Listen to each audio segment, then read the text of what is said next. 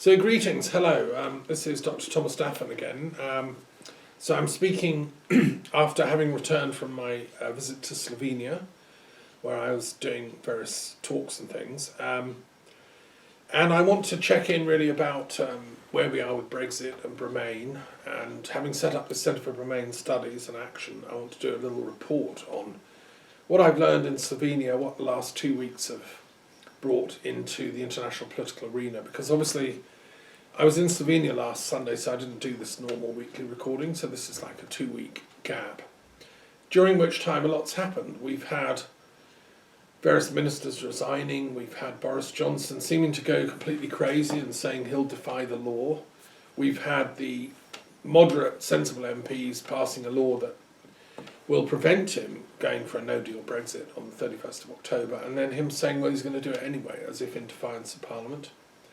Other people are saying that that is a serious case, he could be arrested and put in prison. So things are hotting up, it's really becoming quite exciting.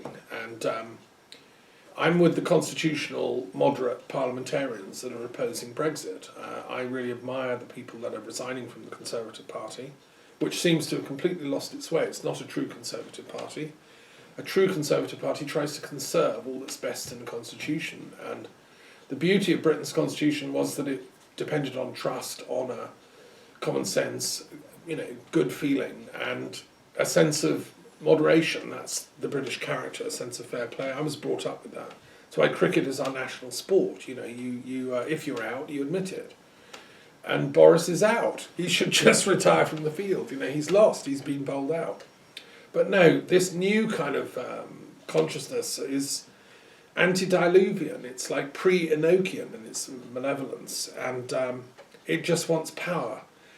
The only person I can think of that these people are following this is Carl Schmitt, who I mentioned in my last talk, was the intellectual genius behind Nazism, if it's not the right word to use, who was a legalist thinker. And he, as I said last time, invented the idea of the plebiscite to override parliamentary democracy. The Nazis hated parliaments. They found democracy irritating. It got in the way of manifest destiny, and if you seize power as a fascist, you should have the right to do whatever you want. And yet there were these things called parliaments in their way. So what did they do? They invented the plebiscite or referendum, whereby the leader could get direct affirmation from the people, which would then give them the right to shut down Parliament and to do whatever it wanted. That's how Hitler ruled and seized power. People don't realise this. And the intellectual person behind this was this man, Dr. Carl Schmitt. He also said that law should be applied selectively. So, Untermenschen, unmentionable under people, don't have human rights. So when the Nazi army invaded the Soviet Union, they didn't have to abide by the Geneva War Convention because they were only fighting Bolsheviks and Jews who are Untermenschen. They're not worthy of human rights. So that's why they began the mass killing campaigns on the Eastern Front. The SS had vans where they would gas the prisoners against all rules of law, all warfare rules. And, and the justification was, well, Carl Schmitt says it's okay because they don't have human rights, these people. Well, that is obviously wrong to the universal cosmopolitan European mainstream Enlightenment intellectual tradition that I stand for, from Kant and onwards, Beccaria, and the idea that, people do have human rights, and as John Locke said, we do have, each of us, inalienable human rights, and the American Constitution was written on that basis as well. We all have the right to life, liberty, and the pursuit of happiness. And the French Constitution was written on that basis. These Carl Schmitt types want to rewrite the British Constitution, because Carl Schmitt also said that the only thing that matters in politics is sheer naked power. If you can seize power, you hold on to it at all costs, and you don't respect human rights or constitutions or democracy or anything. You just go for sheer power. This is what we can call the hard right of the realist school of international relations. Realists are the people that say all that matters is power. Then there's the utopians that say, no, what about ethics and justice and truth, Well, I'm obviously on the kind of the, I'm transcendental to that argument, because I would say I'm a utopian realist. we have to be righteous in order to survive as people. That was Kant's argument as a philosopher. It was Plato's argument. We have to be virtuous or the city-state collapses. Europe has to be virtuous. The United Kingdom has to be virtuous and not forget truth, justice, honour. All those value codes that I thought our constitution was based on.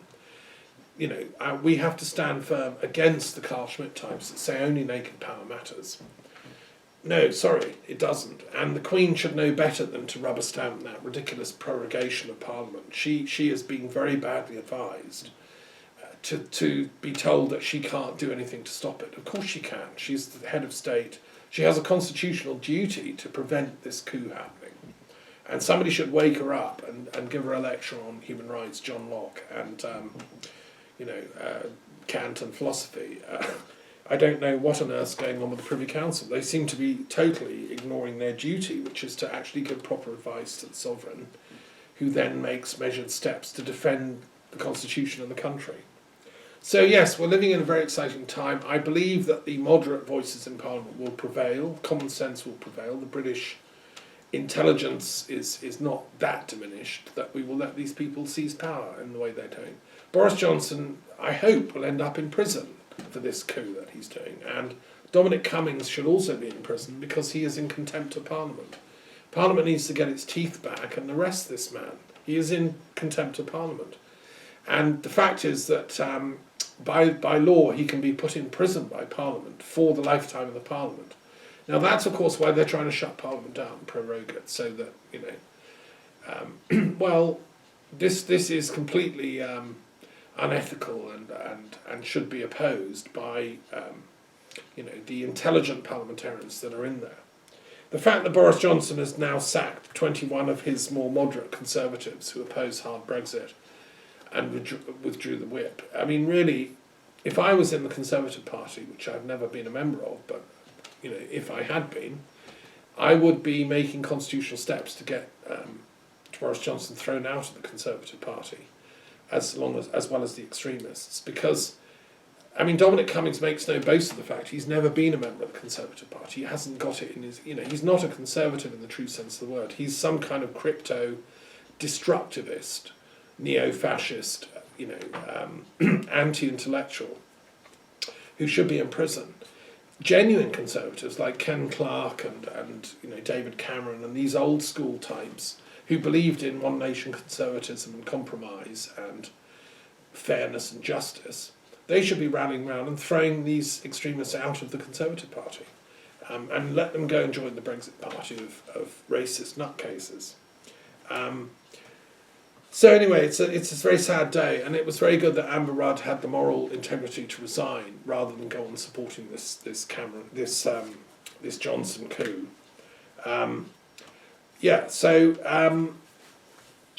believe that the passage of the law that is going through to prevent a hard Brexit will succeed, and that it will succeed to prevent it. Now, if Boris Johnson defies Parliament to that extent and says, well, we can do it anyway, then I think he should go to prison, and Britain has to stand up for its own values, which ultimately are love, integrity, unity, all the things that our parents fought for in World War II. We didn't fight for a sort of fascist coup coming in the back door.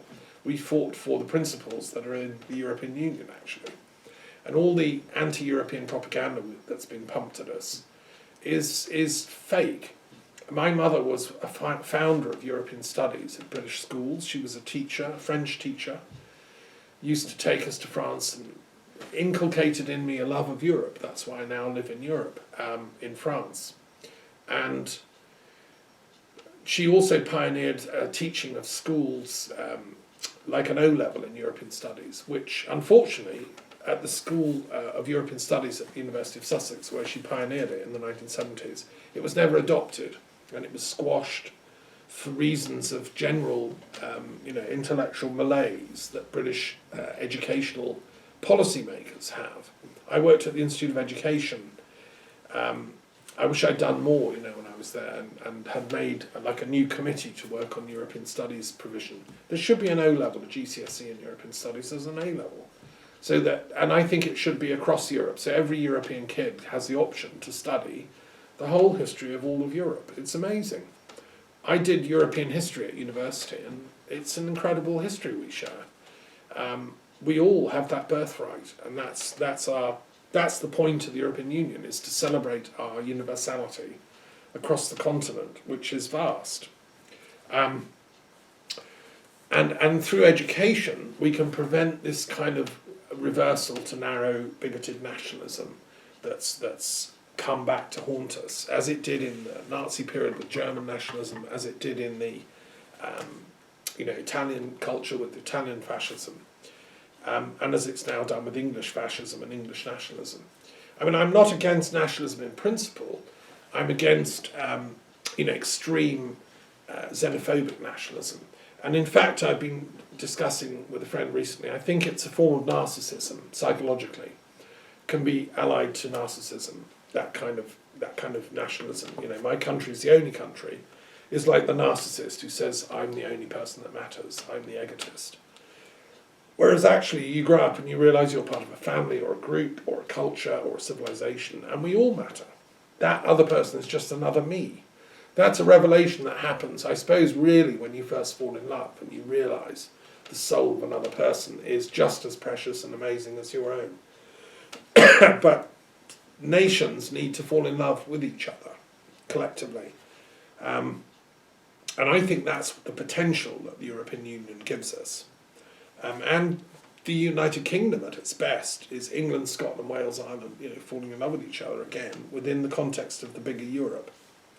So anyway, that's my little preamble. I've just been off to Slovenia, which is another little European nation tucked into the northern part of what used to be Yugoslavia. And it's an idyllic, beautiful little country with amazing scenery. It's got coastland, forests, plains. It stretches as far as Hungary.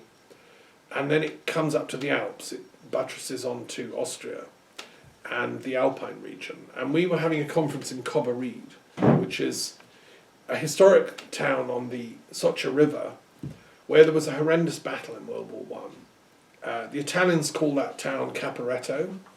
The Slovenes call it Cobba-Reid. And it's not very big. It's about the size of Lewis, maybe, even smaller, actually. Kind of Arundel size. And yet, hundreds of thousands of troops fought for possession of this town in World War I between the Austro-Hungarian Empire forces and the Italian nationalist forces. The Slovenes were stuck in the middle. They were officially part of the Austro-Hungarian Empire, so some of them were fighting as well. And the battle went back and forth, and 200,000 at least Italian troops died in that because they lost. Rommel, who was training as a young German officer, won the final campaign when they captured Cobba-Reid and pushed the Italians across the river, where they were machine gunned by their own officers who had warned them, if you retreat from Cobba-Reid, we will kill you as you run away. And they gunned them down, and 200,000 died. Shocking. Hemingway was involved, he was there, and in his novel Farewell to Arms he describes this battle. Mussolini was there, fighting for the Italian nationalists, having been paid by British intelligence to join the war effort. Because Italy's intention was to stay neutral in World War I. It didn't want to get involved. British intelligence paid Mussolini money to rally the troop war effort stuff and to appeal to the Italian mob, as if to prove that to be a great Italian means to fight and kill Austro-Hungarians. This is something, it's a paradox of the narcissism of nationhood. Psychologically, why is it that I become a better Italian if I kill the others? Or if I prove I'm a better Brit by attacking the European Union? It's as if there's this weird default aggression mechanism inside the narcissistic personality, whereby if there's a rival, the only thing it can do is try and destroy it. If you come up to a much higher level of consciousness, like the Buddhistic or the Christic level of consciousness, you see the same vibrational level of consciousness is creating us all. We're all within that one divine energy field. So rather than destroying the Austro-Hungarians, I would love them, celebrate them, appreciate them, evaluate them, write poetry with them, have poetry conferences and whatever, and learn from and teach them. That's what the true response is of a non-narcissistic nation to the other. But it's very easy to whip up the hatred or fear of the other from this sort of selfish, nationalistic, narcissistic egotism. And that's what happened at Camp Coppery. These 200,000 people died. It was horrendous. The war went on for several years. They built trenches in the mountains. Like we had trenches on the Somme in Flanders. These guys had to build trenches out of solid rock up mountains, and they froze to death in the winter. This isn't taught in English schools, the other battle of World War I. Those trenches were as bad as up in Flanders, and as stupid and ridiculous. And now there's a peace museum in the middle of Cobbereed, where I was. There's an amazing peace museum which you should go to if you have a chance. And it tells the whole story of the battle from both sides and how ridiculous it was. And what was I doing there? Well, the Slovenian intellectuals and academics have made an amazing discovery, which I can here announce, publicly for the first time on my channel, that they've discovered in Slovenia some very interesting esoteric traditions that have survived since ancient times, right? So the Slovenes were communist under the Yugoslav era. Before that, they were converted to Christianity. But before that, they were pagans. And these Slovene pagans had a very sophisticated cosmology that goes back right to ancient prehistoric sources like shamanic worldview, like the Celtic traditions of Druids that I've been studying and writing about. And in fact, Cobbereed turns out to have been a Celtic foundation. It's in the Alpine region, which was peopled by Celtic tribes of the Helvetii, all of Switzerland and Bavaria and so on. Well, the same with North Slovenia. It was Celtic area, and Cobbereed, they found Hallstatt graves from about 1000 BC. So there were Druids in that area when it was first settled, with their kind of Druid cosmology. And then after that, the Slavs arrived, and I think they made friends. I don't think it was like a contest thing. The Romans had come and settled the region as well. And then the Slavs turned up, and there was a sort of marrying of all these cultures. And the Slavic peoples had a sophisticated pagan wisdom tradition, right? With a pantheon of gods and goddesses, and a love and reverence of nature. So a worship of sacred rivers, sacred trees, sacred mountains. The mountain is sacred. They were also very interested in the alignments of threeness. So the sacredness of the number 3 is something I learned from this conference, which was true to the Druids as well. So what was fascinating about the conference was that there were speakers from different knowledge areas in Slovenia. I was the only international speaker who've been doing research on the lost pagan heritage of Slovenia. And so one person they were referencing was a little mini symposium, was a guy called Dr. Schmargo Schmittek, who's recently died, who wrote some important books on the mythology of the old Slovenian people, proving how ancient it was and like shamanic.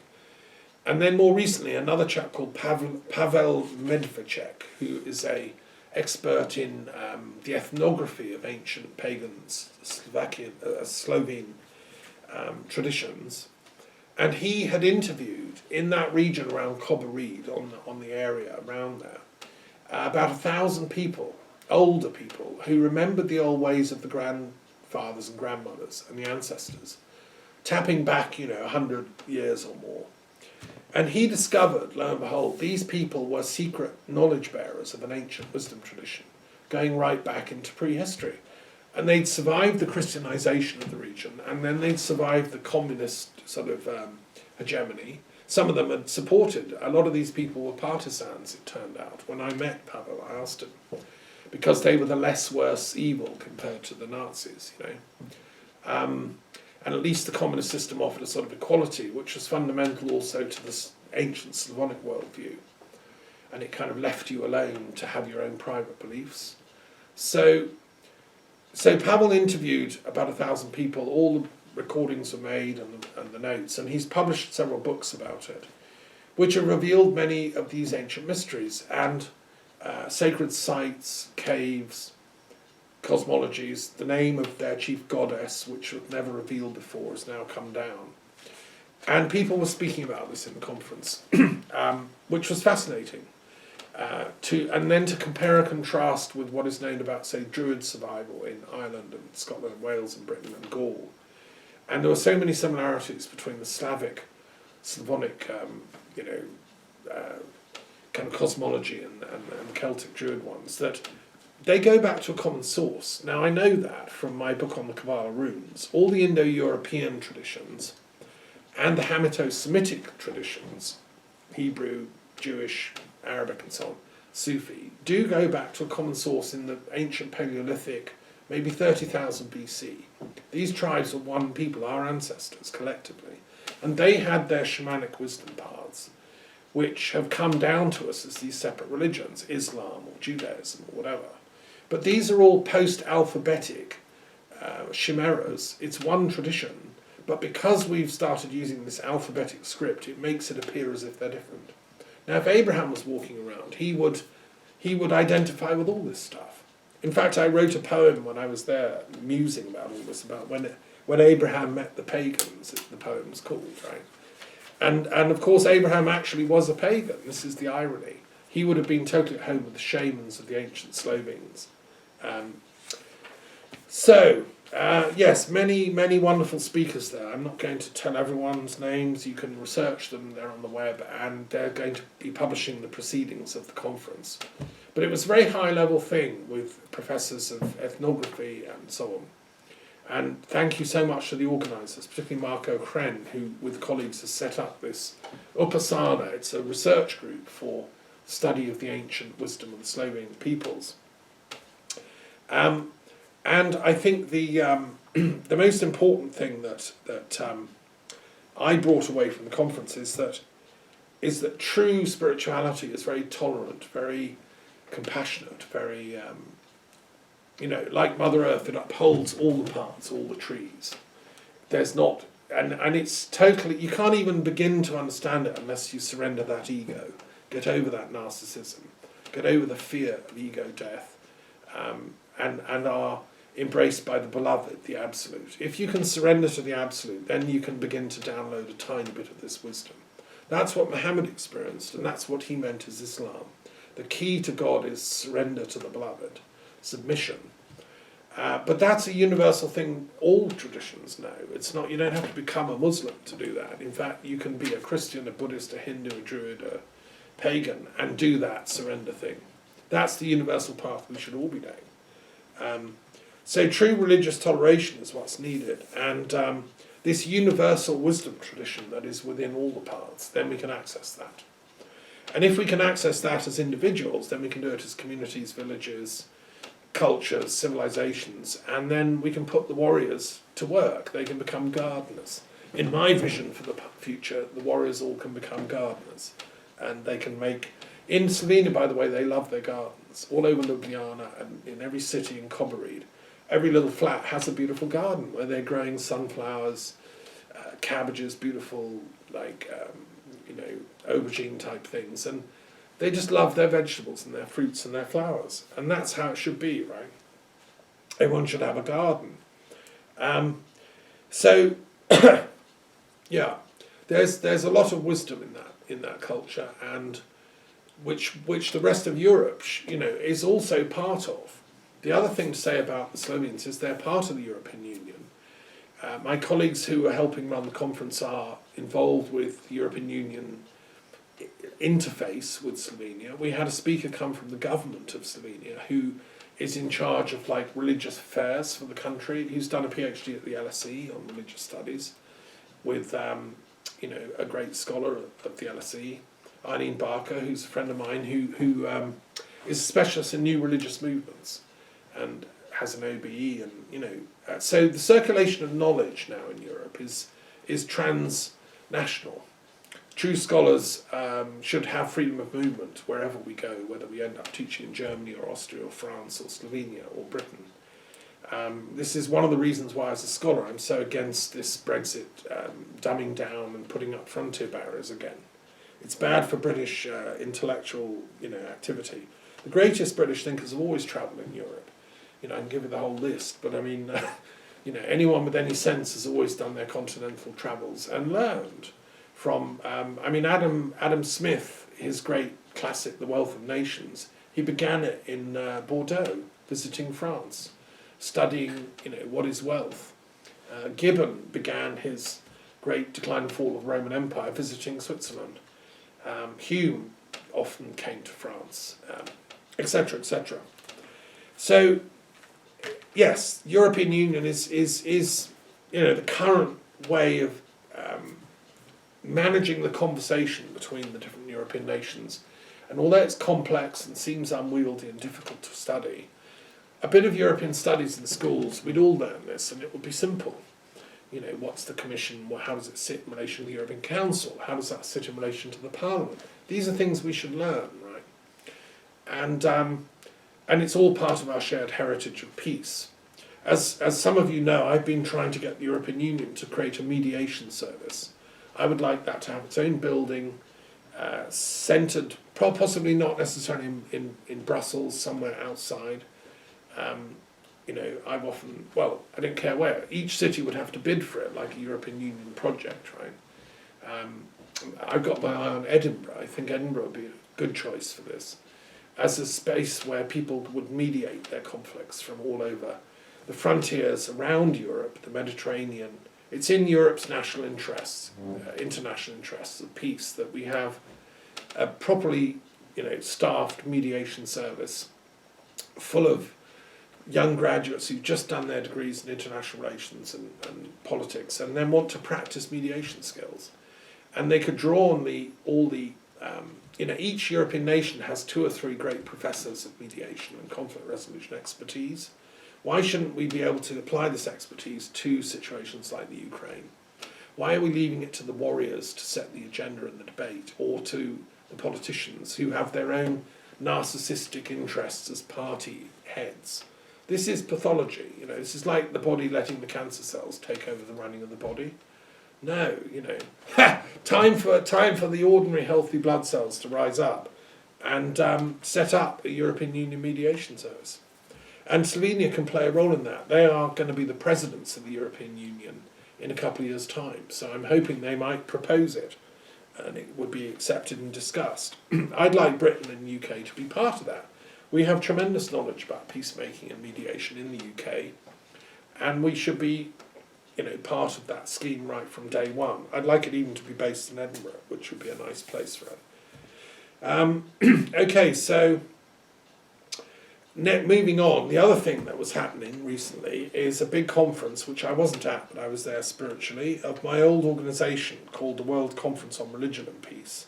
I used to be Secretary General of the group in Britain and Ireland when Rabbi Albert Friedlander was president, who was a Jewish sage, friend of mine. And I worked very closely with Albert and other philosophers and intellectuals in Britain, and for this organisation, World Conference on Religion and Peace, I was Secretary General for nearly 10 years, and then I kind of went on sabbatical and wrote up in my PhD thesis the thoughts, experiences I'd had as that Secretary General. It took me to Rome, it took me to Gotland, it took me to international conferences on religion and peace. The organisation was set up by people like Thomas Merton and people who'd known Gandhi and so on. It was set up in the 1960s during the Vietnam War. Thich Nhat Hanh was part of it. And it's still the most important interfaith peace organisation, although there are others like in Kazakhstan and elsewhere. And the World Congress of Faiths is also important. So I've been trying to get them all to talk to each other. I coordinate philosophers of peace, which is slightly different to religious thinkers and religious leaders of peace. But anyway, there was a big conference in Lindau in Bavaria in southern Germany, and they elected a new Secretary General globally, which is good. Bill Vendley has stepped down, and we now have a Muslim woman who's a professor of Islamic studies at the university, I think in Rotterdam, in Holland anyway, and she's going to be interesting to see how they take that project forward. When I was Secretary General in Britain, I argued that religious leaders need to engage more with secular thinkers and with science, and not just restrict their dialogue to other religious believers. I think that to have a genuine dialogue for peace, religions need to reach out to science and to, secular thinkers. And I hope that WCRP, or now it's called Religions of Peace, will be able to do that with its new Secretary General. By coincidence and synchronicity, I'm also going to Lindau in a couple of weeks' time to a conference of the World Intellectual Forum. So I've ended up working more with philosophers and intellectuals generically, not just religious leaders, so-called. I still run the mediation service that deals with interfaith mediation, which I set up when I was Secretary General of what was then World Conference on Religion and Peace in my London days. And we're still there for interfaith mediation. But the World Intellectual Forum is a newer project set up to kind of parallel the World Economic Forum. And we're meeting in the same town that Religions for Peace were meeting in a few weeks ago. We'll be there in a couple of weeks' time, in Lindau, having our meeting at it's the Peace Museum in Lindau, which is one of the most beautiful places for peace in Europe. It was founded, I believe, by Bertha von Suttner, who was the most important peace campaigner in Germany before World War I. And she loved it because it's a beautiful part of southern Bavaria on Lake Constance, which is like where Italy, Switzerland, Austria, they all sort of merge, and Germany. So if you're interested, you can come along 24th, 25th of September in Lindau. It's open to anyone that wants to come out as an intellectual. You know, you don't need a piece of paper declaring you're intellectual. If you have published a few books and have got a PhD and a few degrees up your sleeve, then it's quite useful. Like when I tried to get into the Vatican Library, it helped that I had a PhD. You know, like they give you the ticket. That's why it's worth getting these things. And but you know, intellectual, like Rousseau never had a formal education. Rousseau was an intellectual. He never had a degree, and yet he was an intellectual genius. So we're open to any Rousseaus out there that have got brilliant new ideas on how to reform society and make it more peaceful. And then I also want to say there's another meeting coming up in Delhi in India in December, which is going to be working with the International Conference on Peace and Nonviolent Action, ICPNA, with my dear friend Dr. Gandhi, who is 85, right, but he's still organising these conferences. I went to the first one in 95, I think, where I met Acharya Tulsi, one of the great modern Jain saints of our time, who was then an old man, but we got on very well. Because I got up in the speeches, and instead of reading my speech, I just asked a load of questions. And he said, that's quite an interesting chat there, and he asked to see me in private, so we had a long chat. And I said to him, my duty as a philosopher is to ask awkward questions. And he appreciated that as a Jain intellectual, because the Jains are deep thinkers, and they inspired the European skeptical tradition through Pyrrho of Elis, who went to India with Alexander the Great, brought back skepticism, premised on this idea of epoche, suspension of judgment. And the Jains say that absolute truth is very difficult to see from this level of being, because it requires seeing everything from all angles, all the way round, all the time. And most people can't cope with that level of omnipresentness. So it can be developed through deep meditation and right living, virtue, non-violence, non-harming, ahimsa. So as a planet, if we want to reach planetary enlightenment, which is what I want, then we all have to adopt this epoche by suspending judgment on the absolute truth of our particular cultural biases, like I'm a Christian, I'm a Muslim, I'm a Jew, I'm a whatever. Well, I may be, Syadvada, it might be, it's the Jain technical term for this. And Anikantvada, meaning the many paths to truth. So in the Jaipur Declaration, which I authored on behalf of the conference a couple of times ago, I put the 9-petal flower of peace, which is